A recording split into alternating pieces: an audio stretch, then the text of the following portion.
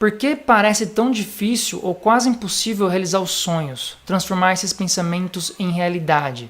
Primeiro, porque as pessoas não sabem pensar.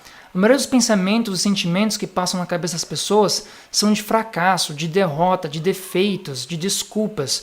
A maioria é pensamentos negativos, destrutivos e não construtivos. Então, o motivo do porquê a gente não consegue transformar nossos sonhos em realidade, um dos principais motivos é porque a gente não sabe pensar, porque no sentido que a gente só pensa coisas de fracasso, de derrotas, de desculpa, né? A gente só, em vez de pensar coisa construtiva, a gente só pensa coisas destrutivas.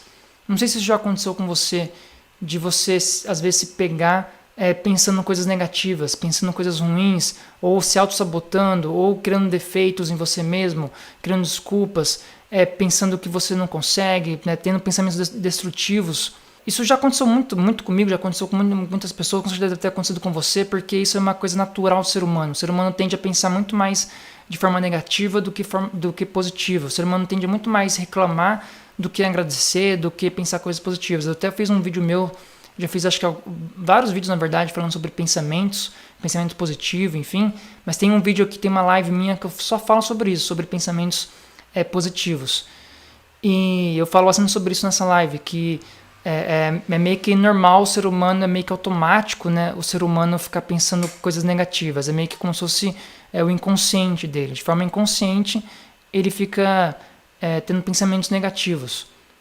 E a gente tem muito esse negócio de esse pensamento destrutivo nosso, com a gente mesmo, sabe? A gente fica pensando, eu não vou conseguir, eu tô sem autoestima, sabe assim, eu não tenho confiança em mim, eu tenho medos. E sem você pensar, às vezes você pode pensar que, eu quero pensar positivo, eu penso positivo, eu quero fazer as coisas, só que de forma inconsciente isso acontece. Tem um vídeo meu anterior que eu fiz, da semana passada, que eu falo sobre escolhas, as coisas acontecem de forma inconsciente. A gente não está sempre presente para as coisas que a gente faz, para as escolhas e decisões que a gente toma. Às vezes a gente faz as coisas de forma inconsciente, sem a gente perceber, a gente toma decisões, a gente faz escolhas.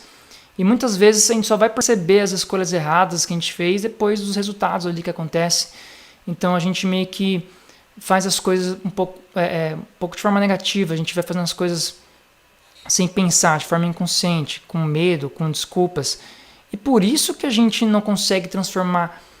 por isso que a gente não consegue realizar nossos sonhos. E por isso que às vezes só acontece desgraças na nossa vida, porque é o que a gente pensa, é o que está no nosso pensamento, é o que está na nossa imaginação.